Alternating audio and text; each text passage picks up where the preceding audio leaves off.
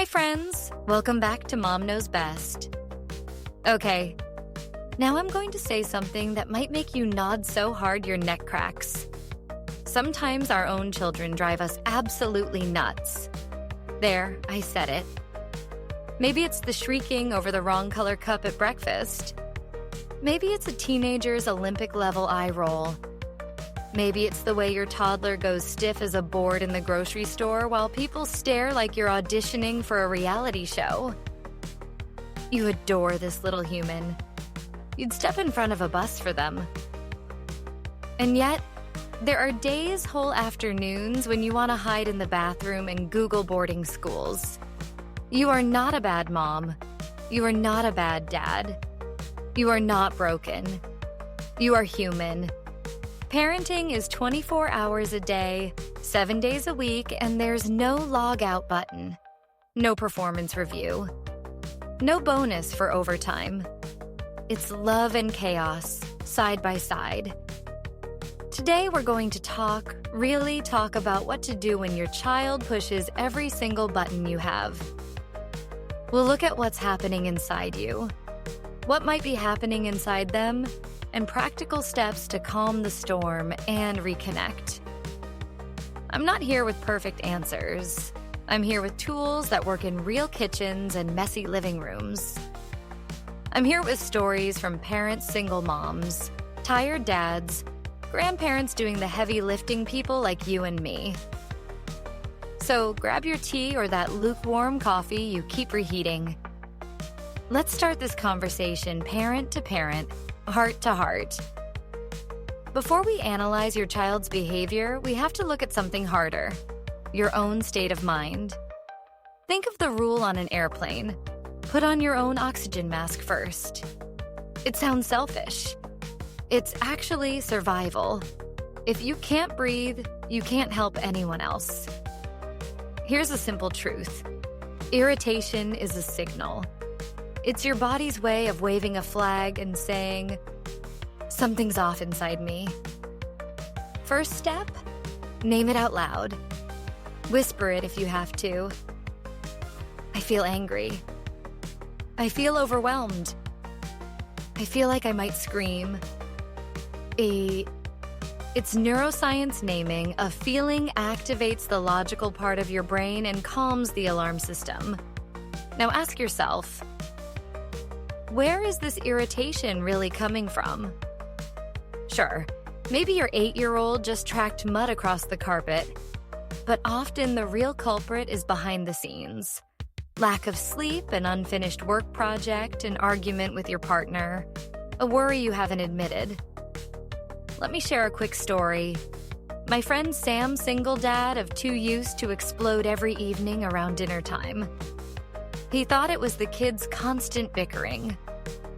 One day, he realized he'd been skipping lunch and running purely on caffeine. Once he started eating a real meal at noon, his patience magically reappeared. Parenting on an empty tank is like trying to drive a car with no gas. You might get a few blocks, but you'll stall in traffic. So here's a mini checklist. Fuel. When was your last real meal? Not just bites of your child's sandwich. Rest. Did you sleep more than 5 hours last night? Quiet. Have you had even 5 minutes without noise today? If the answer is no to all 3, that's your starting point. Next, try the micropause. Before you react, inhale for a count of 4, hold for 2, exhale for 6. It sounds tiny, but it literally gives your nervous system a chance to catch up. You can even step away safely. Say, I need a minute to calm down. I'll be right back. Your child might grumble, but you're teaching them an incredible skill: self-regulation. And please drop the guilt. Taking a break doesn't mean you're walking away from your child. It means you're walking toward a calmer version of yourself. Remember, you cannot pour from an empty cup. All right, we've taken that first hard look inward. Now, let's swing the camera around and look at the small or not-so-small person in front of you. Children, no matter the age, live in a different country. Their language is feelings. Their time zone is now.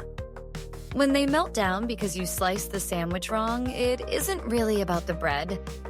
It's about control, about safety, about their tiny world wobbling. Think back to when you were little. Remember how enormous grown-ups seemed? How you never knew if the day would bring a surprise trip to the park or a sudden car ride to grandma's because something bad happened? That uncertainty is daily life for a child. So when your kid screams, "I hate you," they are not writing your biography. They are saying, "I'm scared, I'm frustrated, I don't have the words for this." Here's a small exercise. Tonight, after bedtime, sit in their room for 5 quiet minutes. Notice the posters, the stuffed animals, the crayons scattered like tiny flags of personality. Imagine what it's like to be 3 feet tall in a world built for giants. Feel how much they depend on you for absolutely everything. When you hold that picture, the next tantrum feels a little different. Still annoying, yes, but you see the fear behind the noise. One mom I know keeps a mental phrase on repeat. My child is having a hard time, not giving me a hard time. It's magic. It turns you from a referee into a teammate. Try narrating their feelings out loud. You're mad because the game ended. That's hard. You wish I could stay home from work. I get it. You're not giving in. You're giving words. And when kids hear words for feelings, they learn to use them too. That skill is worth more than any lecture. Once we see their world, we can choose how to meet it. Here's the secret. Connection beats control every time. When you feel irritated, the knee-jerk move is to tighten the reins. Because I said so. I'm the parent, end of story. But research in about 1 million family dinners shows that power struggles only feed the fire. Connection, on the other hand, is a pressure valve. Connection can be ridiculously small. A 5-second hug, a gentle hand on the shoulder, a shared inside joke. It can also be structured. Family board game night, a weekly walk, even a 2-minute bedtime ritual where you each share the best and worst part of the day. One single dad I interviewed calls it micro-bonding. He works long shifts, so each morning he draws a silly doodle on his daughter's lunch napkin. She saves them all in a shoebox. That shoebox is stronger than any lecture about good behavior. When irritation spikes, try a connection detour. Instead of "stop yelling," try "come sit with me for a sec. Let's breathe." Instead of "go to your room," try "I need a hug. Can we reset?" You're modeling emotional agility. You're saying, we can fight and still stay connected. This doesn't mean zero boundaries. It means boundaries wrapped in relationship. I won't let you hit. I'll stay with you until you feel calm. Children who feel seen and safe are far more likely to listen. It's neuroscience again. A calm, connected brain can learn. A scared, defensive brain cannot. Okay, let's get hands-on. Here are real-world tools you can use the next time you're one Lego away from screaming. 1. The 90-second rule. Science says a strong emotion like anger chemically peaks for about 90 seconds. If you can ride the wave without feeding it, it will pass. So glance at the clock. Breathe. Picture the seconds sliding by like beads on a string. 2. Code word, cool down. Create a family timeout word. Something silly like pancake. Anyone can say it, parent or child, to signal I need a breather. No shame, no punishment, just a pause. 3. Sensory reset. Run cool water over your wrists. Step outside and notice 5 things you see, 4 you hear, 3 you feel. It drags your nervous system back to the present. 4. After action talk. Later, when everyone's calm, replay the moment together. What was hard for you? Here's the kicker. Share your own feelings too. I was tired and got loud. Next time, I'll try the 90-second rule. You're modeling accountability, and that's pure gold. Self-care is not dessert, it's oxygen. Schedule micro breaks like appointments, a 10-minute walk, reading a chapter of a book after the kids sleep instead of scrolling, texting a friend just to laugh. If you co-parent, trade real time off. If you solo parent, build a tiny village. Neighbors, relatives, other parents from school. It's not weakness, it's wise architecture. Finally, zoom out. Today's irritation is a dot on a giant canvas. Your toddler's tantrums? Temporary. Your teen's sarcasm? A stage, not a sentence. Ask older parents. They'll tell you those long nights become funny stories. What sticks is the relationship you build, the way your child knows even when you're mad.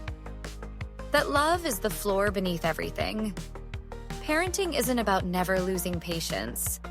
It's about returning again and again to connection. So next time you feel that surge of frustration, remember, pause. Name it. See through their eyes. Choose connection. Reset together. Fill your cup. Repeat, you will mess up. We all do. But every repair, every honest, I'm sorry, is another brick in the bridge between you and your child. If this conversation helped, share it with a friend who's in the trenches too. Parenting is hard, but we are never meant to do it alone. Drop a comment below. What's one trick you use when your child drives you up the wall? Your idea might save another parent's day. And if you need a reminder that you're doing enough, here it is. You are a good parent. Your love is bigger than the hard moments. You've got this.